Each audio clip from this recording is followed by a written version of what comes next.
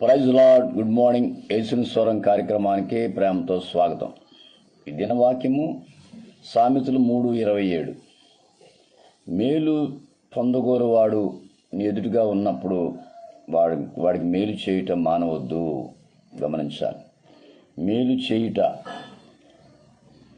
నీకు చేతనైనప్పుడు, అది పొందగోరువాడు నీకు ఎదురుగా ఉన్నప్పుడు వాడికి నువ్వు మేలు చేయాలి.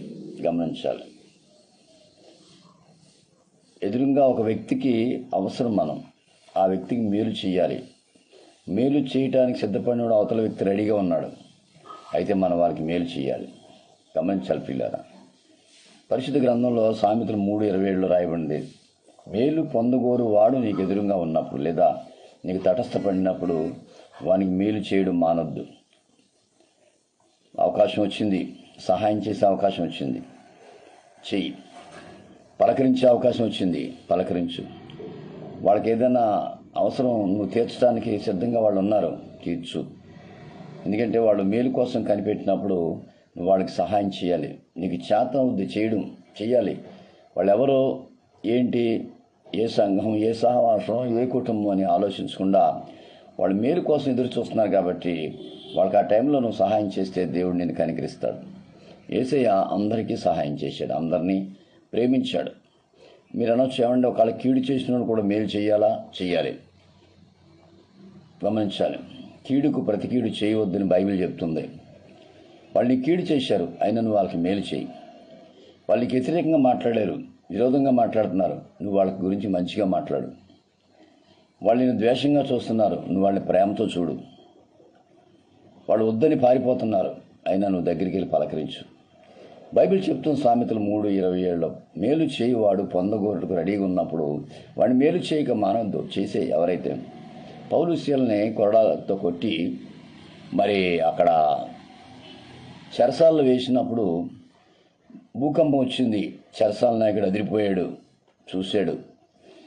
నిజానికి పౌలు శీల వాళ్ళకి కీడు చేయాలి. ఎందుకంటే మమ్మల్ని కొట్టేసావు, రక్తాల కారణంగా కొట్టేసావు, కాబట్టి నువ్వు నాశనం అయిపోవాలి, నువ్వు పాడైపోవాలి, నువ్వు ఉండటానికి లేదని అనలేదు. కానీ పౌలు శీల అంటాడు, అయ్యా రక్షణ పొందు నేనేం చేయాలంటే యేసుక్రీస్తు నామంలో బాప్తిసం పొందమను. అంటే చెరసాల నాయకుడు కీడు చేశాడు, అయినా పౌలు శీల మేలు చేశారు. చాలా ఆశ్చర్యంగా ఉంది కదా. మనం అలా చేయగలమా? మన కీడు చేసేవాళ్ళకి మేలు చేయగలమా? మేలు చేశారు. కనుక మన జీవితాల్లో మనం ఎప్పుడు కూడా మేలు చేసేవారుగా ఉండాలి, కానీ కీడు చేసేవారుగా ఉండకూడదు. ఎందుకంటే అది దేవునికి ఇష్టం. సామెతలు 3:27 మేలు పొందగోరు వాడు నీకు దగ్గరగా ఉన్నప్పుడు వాడికి మేలు చేయక మానొద్దు. నీకు అవకాశం వచ్చింది, మేలు చేసే అవకాశం వచ్చింది, మేలు చేసి చూడు. దేవుడిని దీవిస్తాడు, ఆశీర్వదిస్తాడు.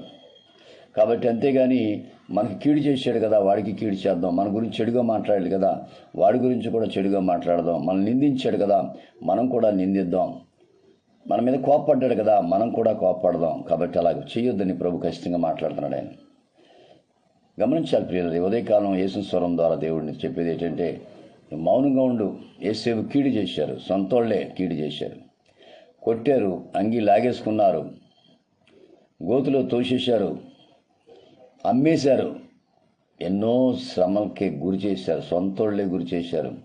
మీకు తెలుసా, అటువంటి యేసేపు చివరిలో వాళ్ళ అన్నయ్యని పిలిచి, నేను మీ తమ్ముడును, మీరు కంగారు పడొద్దు, మీరు నా కీడు చేశారు, ఆ కీడు చేయడం వల్ల ఈరోజు నాకు మేలు జరిగింది, నేను చక్రవర్తిని అయ్యానన్నాడు. తిరిగి అన్నయ్యలతో కలిసి భోజనం చేశాడు, వాళ్ళని ప్రేమించాడు, వాళ్ళని ఆదరించాడు, వాళ్ళ ఇంట్లో తీసుకెళ్ళాడు. మనమైతే ఏం చేస్తాం? నన్ను అనవసరం కొట్టేశారు, అనవసరంగా అంగీ లాగేసుకున్నారు, గోతులో తోసేశారు, దుర్మార్గులారా, ఇదిగో మీ అందరిని కూడా చంపేస్తానని అనలేదు కదా. ద్వేషించిన అన్నయ్యలను ప్రేమించి వారికి భోజనం పెట్టి వారితో కలిసి కూర్చొని మాట్లాడాడు.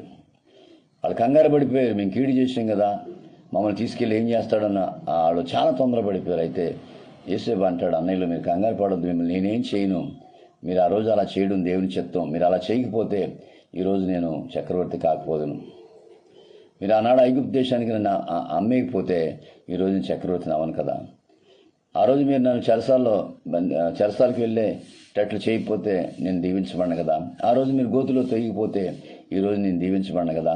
మీరు చేయడం వల్ల ఆ కీడు నాకు మేలుగా వచ్చింది, కాబట్టి నాతో భోంచేయండి అన్నాడు. చూడండి, మనం ఎటువంటి పరిస్థితుల్లో కూడా మన కీడు చేశారు కదని అదే మనసులో పెట్టుకొని అదే ఆలోచన కలిగి ఎప్పుడు కీడు చేద్దామా, వీళ్ళకి ఎప్పుడు అన్యాయం చేద్దామా అనే ఆలోచన మనకు వద్దు. ఎందుకంటే మన పక్షంగా ప్రభు ఉన్నాడు, మన సహాయం చేస్తాడు. ఎవరు ఏమనుకున్నా, ఎవరు ఎలాగున్నా, ఎవరు ఏ స్థితిలో ఉన్నా నువ్వు మౌనంగా ఉండంతే నీ పక్షంగా ప్రభు చూసుకుంటాడు. అయ్యో నా కీడు చేశారు, నేను ఏనాటికైనా వాళ్ళకి కీడు చేయాలి, ఏనాటికైనా వాళ్ళని ఇచ్చేయాలని వద్దు. ఆ తలంపు నీకు వద్దు.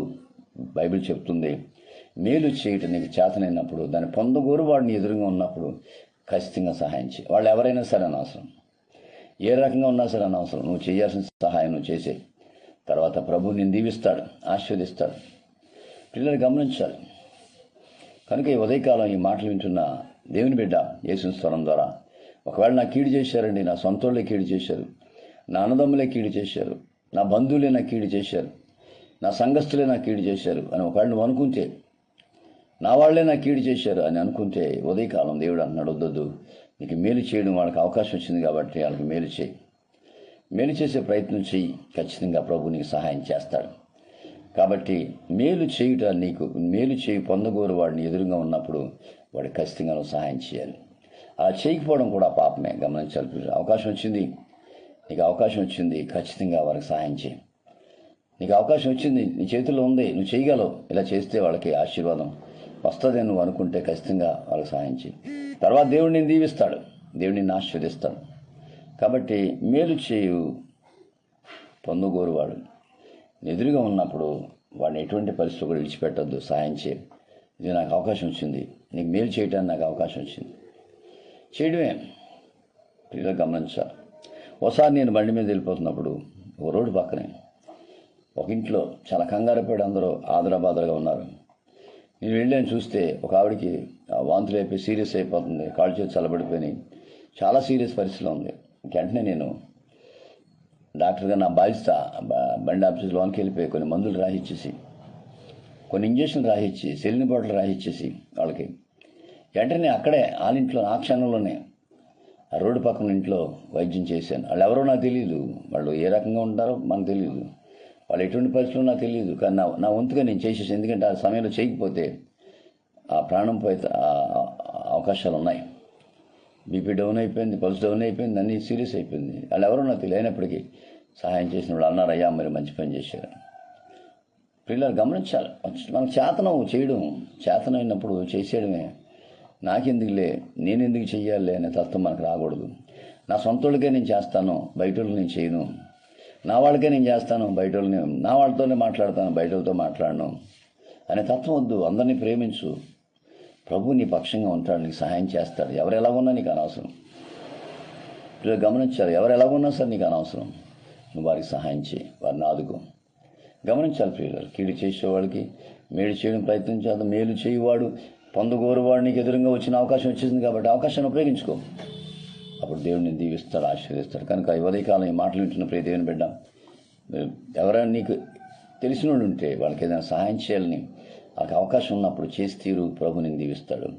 ఆ రకంగా ఉండడానికి పరిశుద్ధాత్మ దేవుడిని సహాయం చేయను కాక. God bless you. మీ సహోదరుడు పాస్టర్ రమేష్ కుమార్, రాజమండ్రి, 9849864904. దేవుడు మన సమృద్ధిగా దీవించి అనేక మందికి మేలు చేయడానికి వాడుకున్న గాక. ఆమేన్.